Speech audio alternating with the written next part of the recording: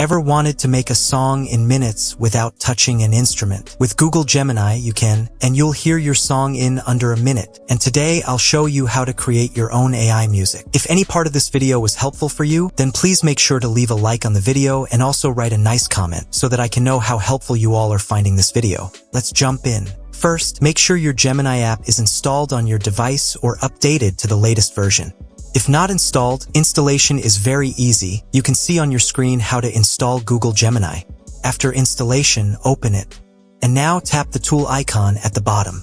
Tap Create Music in this pop-up.